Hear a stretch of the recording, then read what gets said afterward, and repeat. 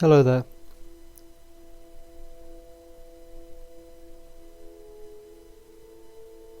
I've many different things on my mind, but today I'm not going to present anything particular. I'll just talk a little bit for anyone who's interested.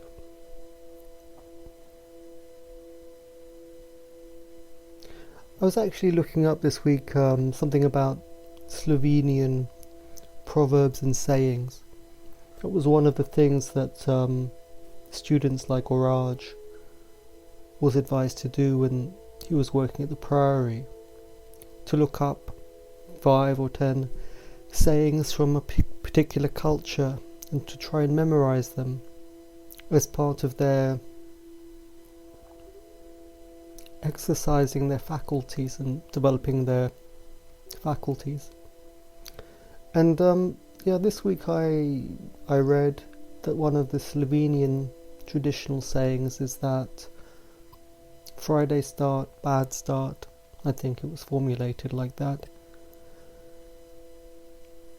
And of course it reminded me of the octave,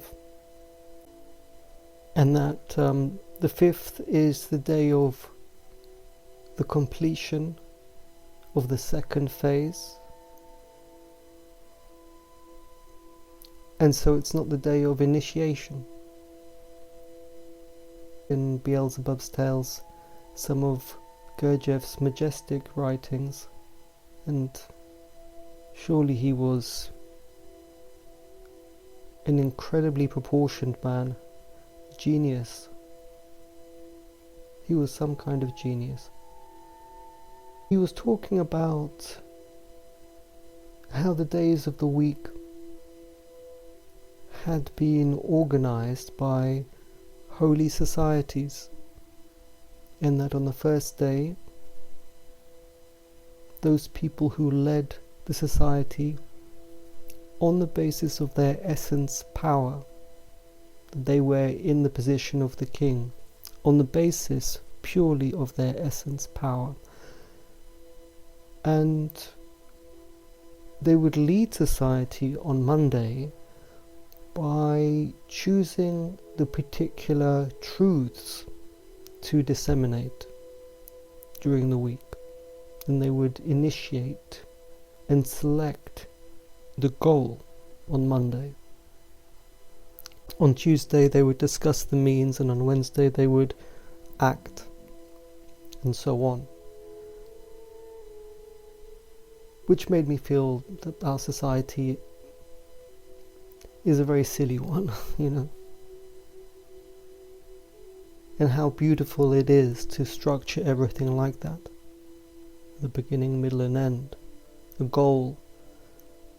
And of course Friday is the day of the completion of the middle phase, and in that section in Beelzebub's Tales, Gurdjieff gives the names of the days of the week. And if I remember, Saturday is the name that he gives for Saturday's look something. A complicated word, but the first part is look. Saturday's the day of looking, And of course that's exactly what happens in our society, which has still inherited this ancient rhythm. On Saturday people go out and they look. And looking means that they are receiving impressions. They're enjoying receiving material from the outside. It's day 6. You receive from the outside. You see, that ancient rhythm is still present inside human society. Quite amazing. And Friday night, which is the day of the completion of the middle phase,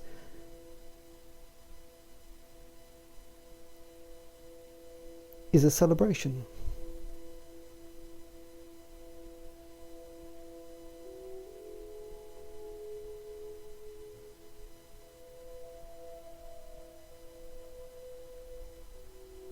I had this insight this week. One morning I woke up and I just realized that the level of human beings is very low, including all their teachers and gurus and sages. We would like to think that at least somebody knows all the answers, but it's not really like that, and perhaps life never really is like that. That's not really an appropriate attitude.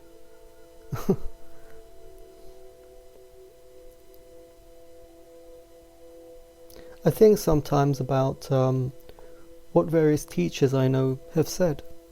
This week I was listening to Osho, a teacher who I love very much, and who emanates a very beautiful spiritual atmosphere. You can drink it in. You can receive a nourishment from Osho. Slowly, slowly it seeps into you. But in terms of his words, he was saying that God doesn't exist. And if God existed, then it would make your life meaningless. But is that true?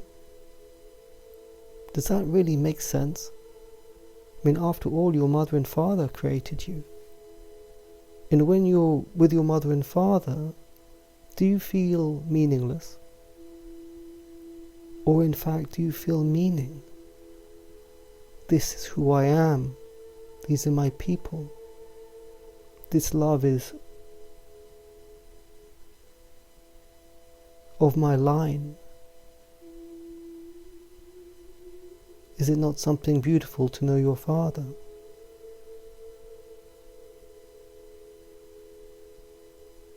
It reminds me of Prabhupada. He was with some journalists, and some Western journalists, and he says to them, "Here is God. Why don't you accept?" He says to them, "I present to you God. Will you accept?"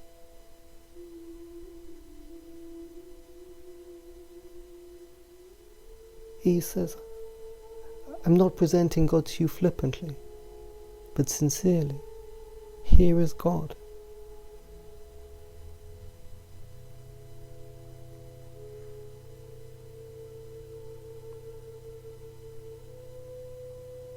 Behind me in the distance,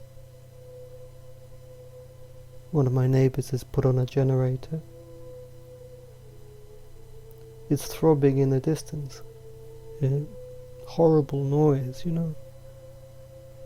And this world is full of horrible noise. Somehow here we have to be our own temple.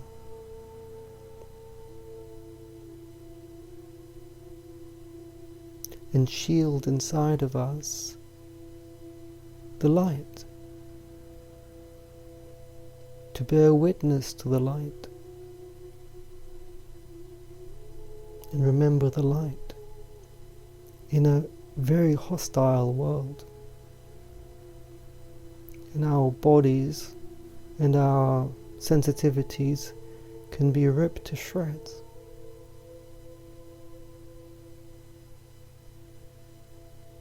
But inside, there is a temple, and in that temple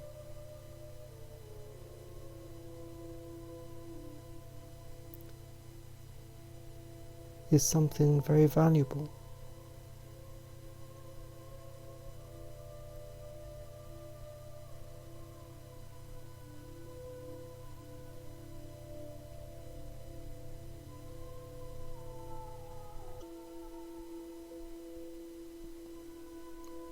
Now here's something from Gurdjieff's book, Life is Real Only Then When I Am. It's a very interesting book because you enter into the stream of consciousness of Gurdjieff. It's written like that. It's like he opens his innermost sense of life. You can hear what's happening inside of him. He says, I began from then on to invite to my city apartment different persons of my acquaintance of corresponding individuality to hear the chapter proposed for correction, which was read aloud by somebody in their presence. We're reading out chapters from Beelzebub's Tales. At that time I had my principal place of residence for my whole family, as well as for myself, at Fontainebleau. But because of my frequent visits to Paris, I was obliged also to have an apartment there. During these common readings, in the presence of listeners of many different typicalities, while simultaneously observing the audience and listening to my writing, now ready for publication, I for the first time very definitely established and clearly without any doubt understood the following. The form of the exposition of my thoughts in these writings could be understood exclusively by those readers who in one way or another were already acquainted with the particular form of my mentation. But every other reader for whom, strictly speaking, I had goaded myself almost day and night during this time would understand nearly nothing. During this common reading, by the way, I enlightened myself for the first time with regard to the particular form in which it would be necessary to write in order that it might be accessible to the understanding of everyone. So, when I had clarified all this to myself, there just then appeared before me in all its splendour and full majesty the question of my health.